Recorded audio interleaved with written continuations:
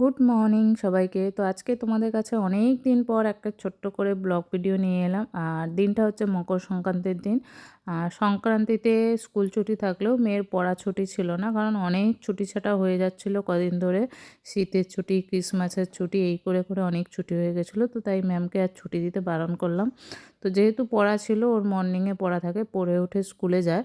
ছুটির জন্য আজকে যদিও বা একটু দেরি করে এসছে ম্যাম, মানে আসবে বলেছে দেরি করে। তো যাই হোক, সকালে ওর তো ঘুম ভাঙে না, ছুটির দিনে উঠতেও চায় না, জোর জবরদস্তি করে তুলে যাই হোক একটু লিকার চা আর একটু বিস্কিট দিয়ে ওকে খেতে বসিয়ে দিচ্ছি।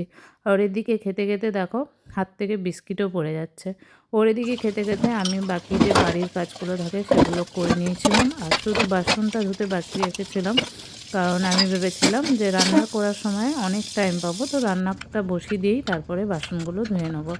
তো ভাত বসিয়ে দিয়ে আমি এখানে বাসন টাসন ধুয়ে এঁচোড়ের মুখগুলো দেখো কেটে আনলেও মুখের দিকটা একটু কাটতে বাকি ছিল, সেগুলোই কেটে একটু লবণ হলুদ দিয়ে সেদ্ধ বসিয়ে দিয়েছি। যদিও পরে এঁচোড়ের সাথে একটু শিমও কেটে দিয়েছিলাম। আর এখানে ওর এই করতে করতে পড়াটাও কমপ্লিট হয়ে গেছিলো। আর আজকে ওকে বলেছিলাম, ওকে প্রায়ই যেন আমরা ওকে অ্যাক্টিভিটি করাই আমি কিছু না কিছু।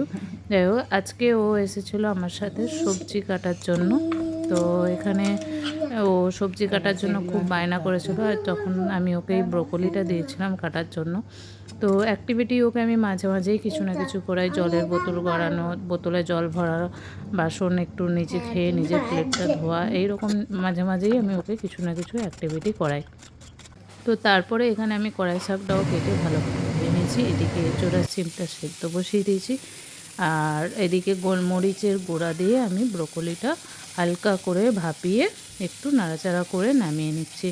তো রান্নাবান্না মোটামুটি প্রায় সব কমপ্লিট হওয়ার পরেই তোমাদের দিকে আমি শেয়ার করেছি। তো আজকে টোটাল রান্না করেছি আমি ছোট ছোট কড়াই শাক ভাজা, শিম ভাজা, ব্রোকলিটা একটু ভেজেছি, একটু টমেটো চাটনি করেছি, আর করেছি এঁচোড়ের তরকারি। তো রান্না আমার কমপ্লিট হয়ে গেছে। খাওয়া দাওয়ার পর সব কিছু বাসনপত্র তাড়াতাড়ি গুছিয়ে নিয়ে তারপরে বিকালের প্রস্তুতি, জানোই তো তোমরা বাঙালিদের আজকে কী করতে হয়, তো সেটা নিয়েই বসে গেছিলাম।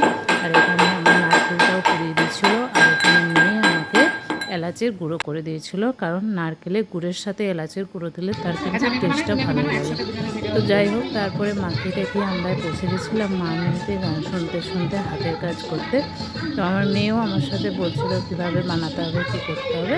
তো দুজনে মিলে সেটাই করছিলাম।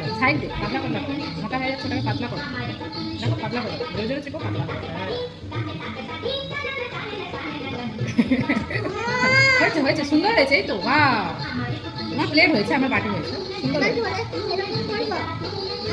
এবার এতে একটু পুর নাও, নারকেলের পুর নিয়ে আমার তো দিদি না হাত খায় না, দেখবে কি করব। এটা মিক্স করো।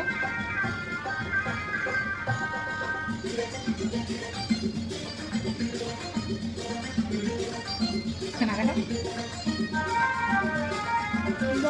দেখি, এই আমার পেরেছি।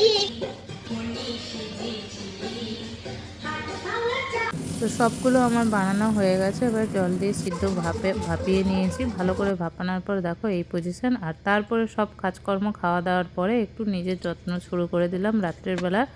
তো রাত্রিবেলায় আমি ভেবেছিলাম, কারণ পরের দিন আমার একটা প্রোগ্রাম আছে, ভেবেছিলাম বাড়িতে টাইম করে একটু ফেসিয়াল করব, সেটার আর টাইম হয়নি। যাই হোক, যেদিন আমি ভাবি যে ফেসিয়াল করব, তো টাইম না হলে আমি এই মাস্কটা ইউজ করি। এটা হচ্ছে হোল নাইট মাস্ক। তো এই মাস্কটা কি করতে হয়, তোমরা ভালো করে ফেস ওয়াশ করে মুখে সিরাম বা ফেস অয়েল যারা ইউজ করো, ইউজ করার পর এই মাস্কটা পুরো মুখে দিয়ে ভালো করে রাউন্ড রাউন্ড করে এইভাবে ঘষলে দেখবে মাস্কটা পুরো মিলিয়ে যাবে। আর এইভাবে হোল নাইট রেখে দিলে মানে ঘুমিয়ে যাবে, তারপরে আর মুখটা ধোয়ার দরকার নেই। সকালবেলা উঠে যখন ব্রাশ করে এমনি নর্মাল জল দিয়ে মুখটা ধুবে, দেখবে একদম বেবি স্কিন টাইপের নরম আর স্মুথ, আর খুব সুন্দর গ্লো করে। তো আজকে স্কিন কেয়ার এইটুকু তোমাদের সাথে শেয়ার করলাম, এইটুকুই আমি করলাম। আর তারপরে মুখে মাখার পর যতটুকু মনে হয় হাতটা বেশি হরহর করছে, তো হাতটা একটু মেখে নিই। তো আজকের মতো টাটা।